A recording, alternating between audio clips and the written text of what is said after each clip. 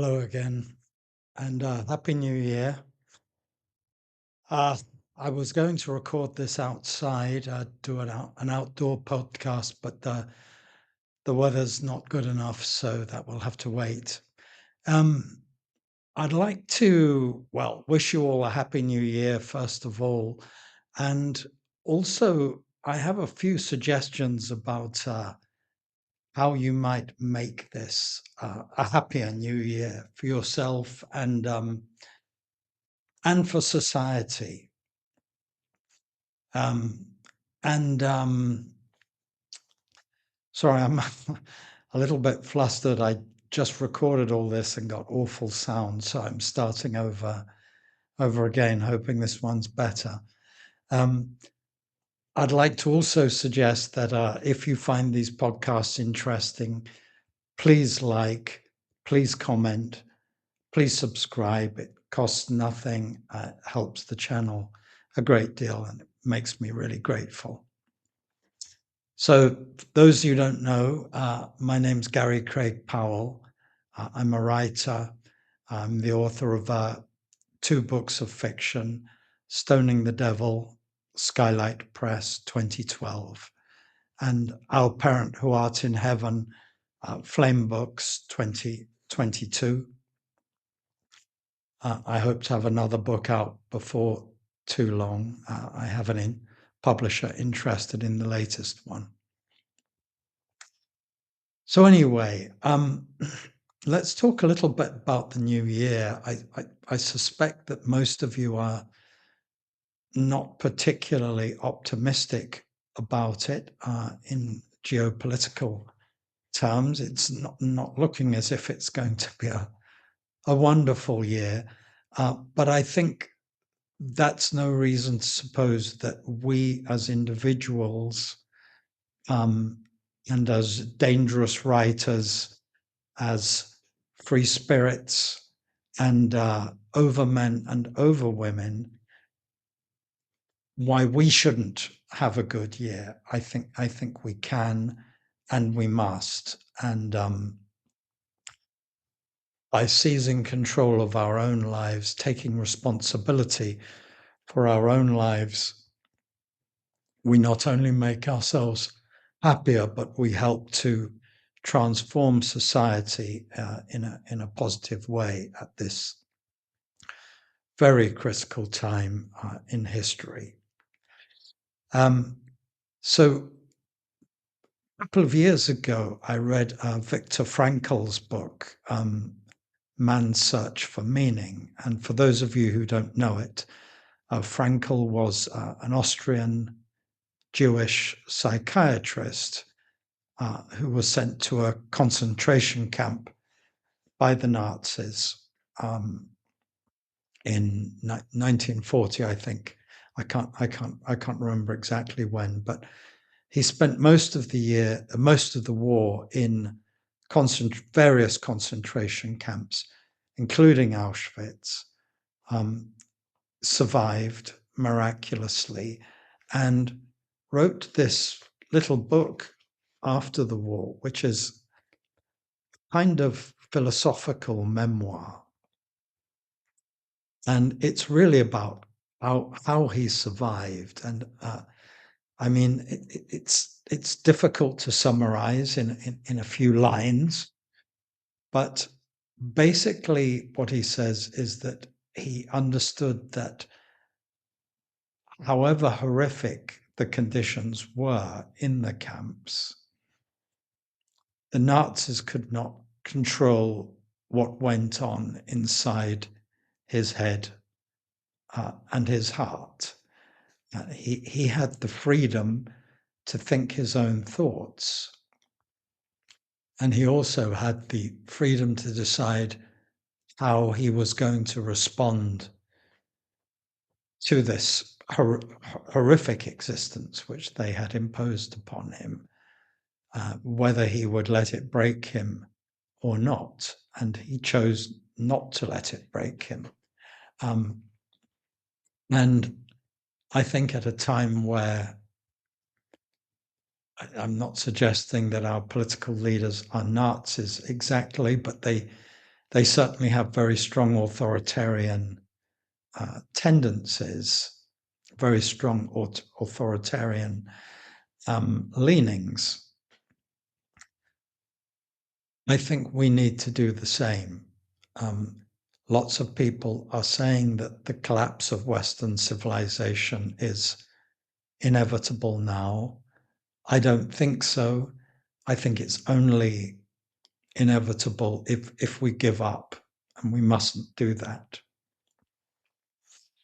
Um, so I'm particularly interested, obviously, in the role of art and artists in society because I think that artists are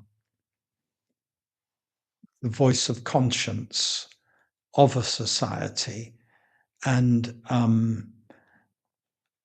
I think it's the responsibility of the artist to express uh, the spirit of the age. And I think throughout history, the great artists have done that, but not recently. I think artists have abdicated that responsibility in recent decades, which is why increasingly ordinary people um, are disillusioned by art. Not only the highbrow art. I mean, nobody has paid any attention to the highbrow art in galleries for many decades, or to that matter, to erudite music. But even the more popular forms, such as the novel, uh, television, film, pop music, um, even these, people are losing interest in them. Um, I don't watch Hollywood films at all anymore. I can't listen to the great majority of popular music, which is just uh, generated by computers, by AI. Um, in my own particular field, writing has been taken over by conformists. For a long time, ironically, writers and intellectuals on the left, have talked about speaking truth to power as if they were, courageous rebels. Um, but this is simply not true. I mean, it might have been true to some extent in the 60s or 70s. It certainly isn't now. The liberal left have co-opted power, particularly in the cultural institutions. And because political power is still manipulated to a large extent by the great global corporations, the forces of capitalism, they still feel that they're fighting a heroic battle, against evil capitalism. But this it's simply not true. The corporations uh, have co-opted culture. And this is very obvious in the enormous ones like Disney, but also the big five, the big five publishing houses who don't really publish anything that dissents or criticizes the global liberal elite. And so the intellectual and artistic elite have sometimes willingly, but largely, I think, unconsciously, ignorantly allowed themselves to be used as the voice, as the propagandists, in fact, of the super rich, the great capitalists who are really running everything behind the scenes. And I've spoken in the past about some of the reasons for this. I'll just touch on them very briefly.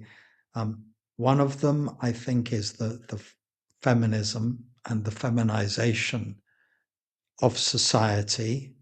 And before anyone accuses me of being a misogynist, I'm not.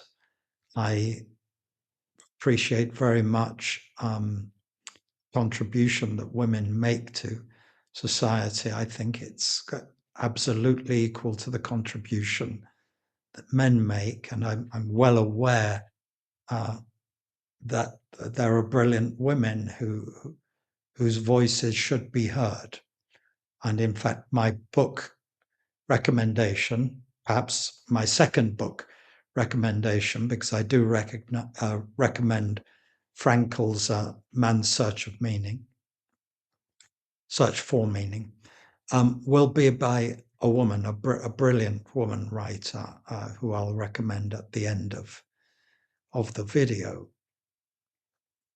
But for reasons I've spoken about before, for reasons of evolutionary biology and psychology, really, women have largely, and bear in mind, I'm not saying every single woman, of course there are exceptions, but women largely valued consensus, agreement, cohesion in society uh, over risk-taking, independence, and rebellion. Why? It's very obvious, because women bear children, they're responsible for bringing them up safely, and they must cooperate with everyone in society, and particularly with other women, in order for their children to even survive, let alone flourish. So women tend to value the cohesion of the group and agreeableness. That there's a reason that women are more agreeable, and this is a finding which all psychologists can attest to. Women, in general, the average woman is more agreeable than the average man. Why? Because women have to survive, and they have to ensure that their children survive. Um, Evolution can afford to take more chances with men, so you get more men who are outliers, men who are taking risks, thinking in different ways, acting in different ways. And some of those men won't survive, but some of them will, and some of them bring about innovations. And that's as true in technology, science, politics, for that matter, philosophy, as it is in art. And it's fairly obvious to anyone who's worked in culture in the last 20 or 30 years that women and feminized men have taken over almost all cultural institutions. The universities, the MFA programs, the creative writing programs, the art programs. I think music programs may be a bit less. Cinema, absolutely saturated with feminist messaging. Advertising. I'm not saying that it's entirely dominated by women, although some industries like publishing and literary agencies really are completely dominated by women.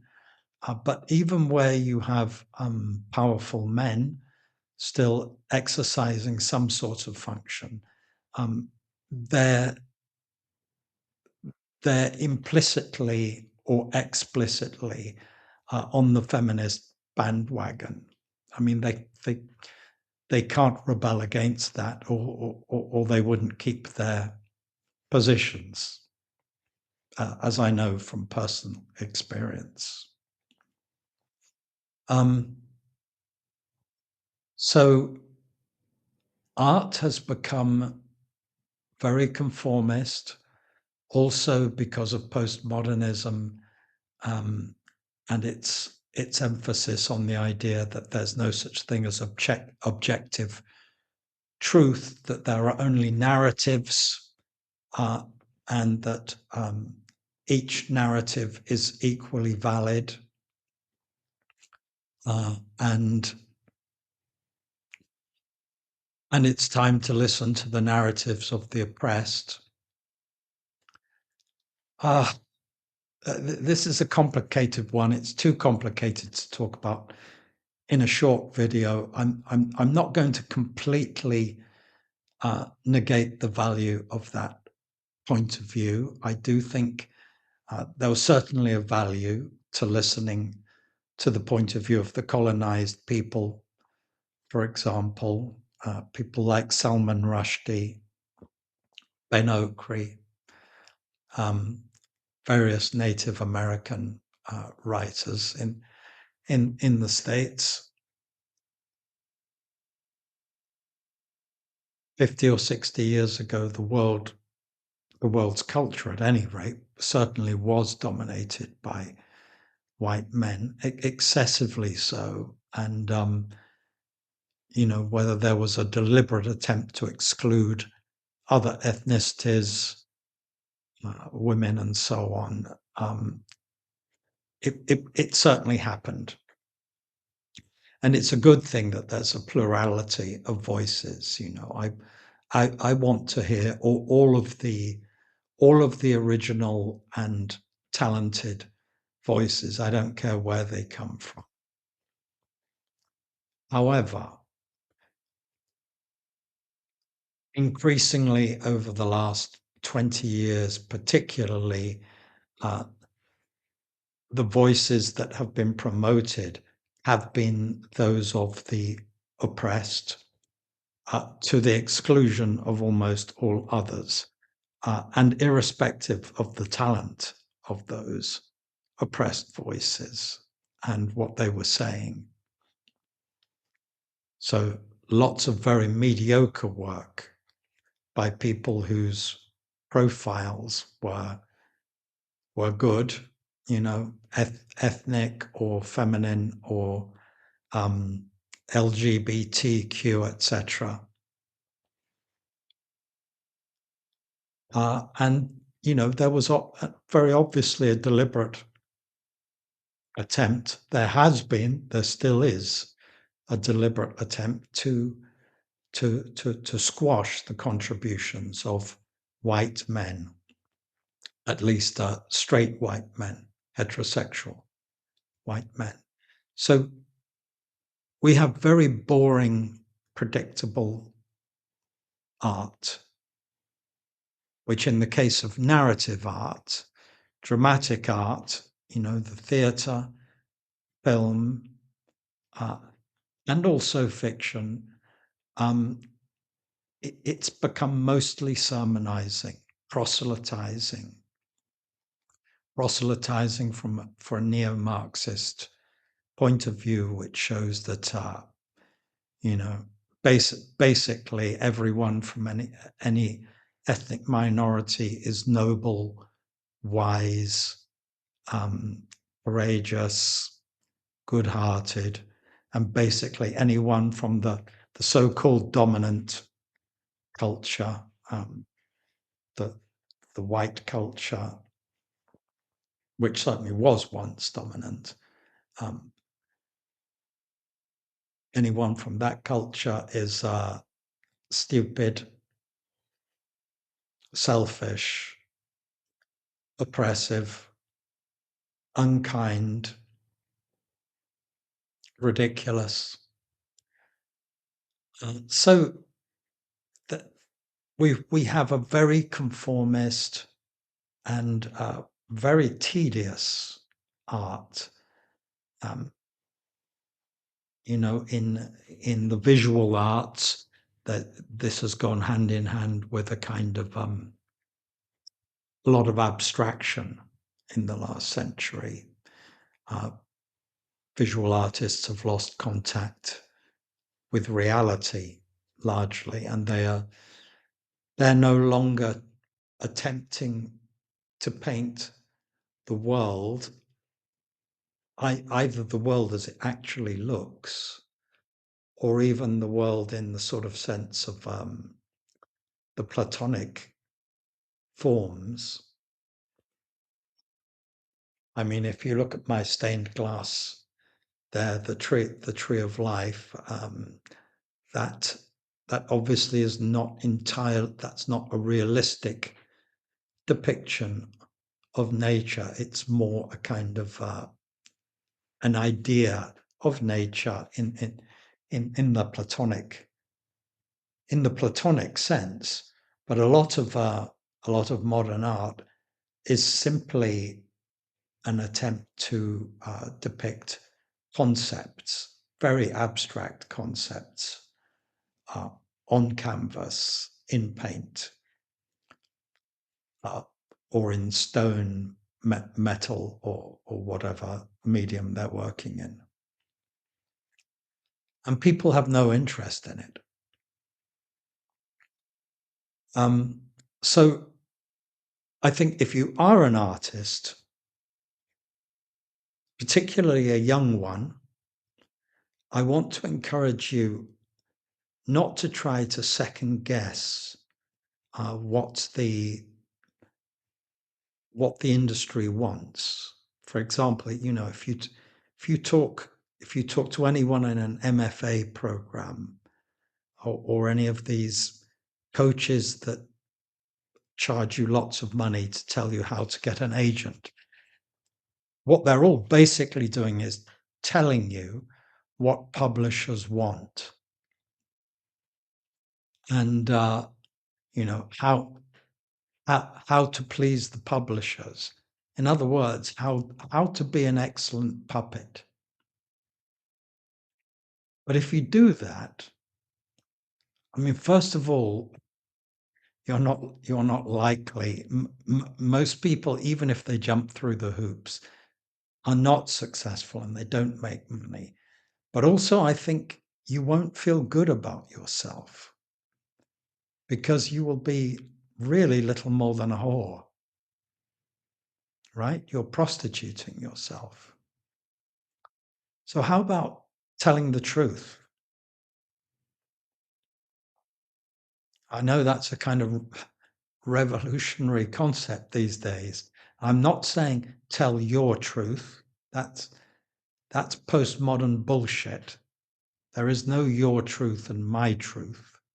If we have different truths, what that means is we have different viewpoints, different opinions, and that's fine, of course.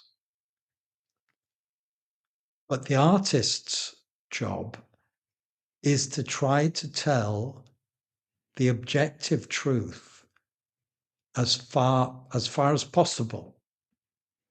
We're not infallible, we're not gods. We're going to make mistakes.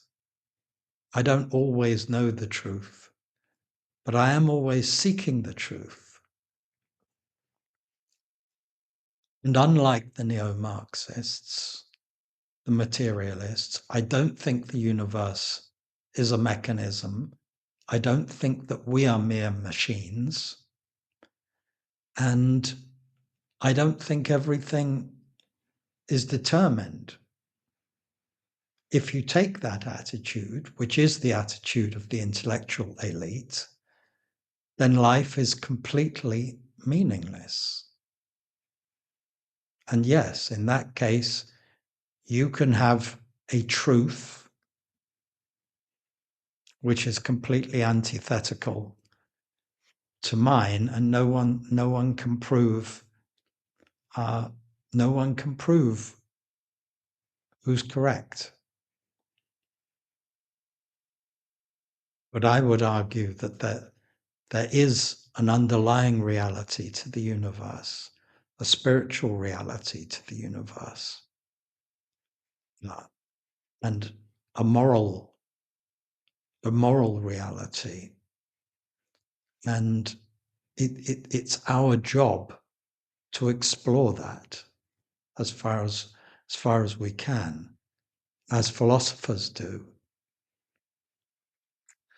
So yeah, try telling the truth, and I think you will find an audience eventually. I think the numbers of people who are dissenting from the globalist liberal utopia, which is clearly collapsing because it's chaotic, and it's importing literally millions of people who transparently hate us and want to destroy our society. That that consensus is collapsing. There's a bigger audience for the truth now, the truth in journalism, as you're saying, in independent media, in Substack, podcasts, but also in art. We need to band together, and we will prevail eventually. And if we don't, we die trying, like real warriors. So I think that's worthwhile, and I think that if we have the courage to talk about what we believe in, and to tell the truth as we see it, um, we will be happier, and we will help remake society. And we'll have a happier new year. So I'll just finish with my book recommendation. I want to recommend a book by a woman, as I said. Her real name was Karen Blixen, and you might know her by that name. She wrote a memoir called Out of Africa, which was made into a famous film in the 80s with Robert Redford and Meryl Streep. Not a very good film, but the book's better. Um, but Blixen's um, pen name, her pseudonym, was Isaac Dinesen. She was a Danish writer who did live in Africa for quite a long time. Um, I think she had an aristocratic background. At any rate, she married a baron. And the book I want to recommend is Gothic Tales, which was a very remarkable book. It's completely out of tune with other books written in the same time, which was the 1940s, I think. When social realism was very much in vogue. She harks back to um, fairy tales, the supernatural, um, the romantic past. Well, I think all the stories are set in the past. Yes, they are. And there are certainly Gothic elements in it. She's a fantastic storyteller. Her use of language is beautiful. A lot of psychological penetration, and I think a lot of courage, because she's really going against the grain uh, of the liberal culture, even in those days. So, yeah, Isaac Dinesen, Gothic Tales, all of her books are great, actually, well worth reading. So I'll leave you there. I hope this is recorded well. And once again, my fellow free spirits, over men and over women, dangerous writers, um, I wish you a happy new year, and I will see you again soon, I hope. Bye bye.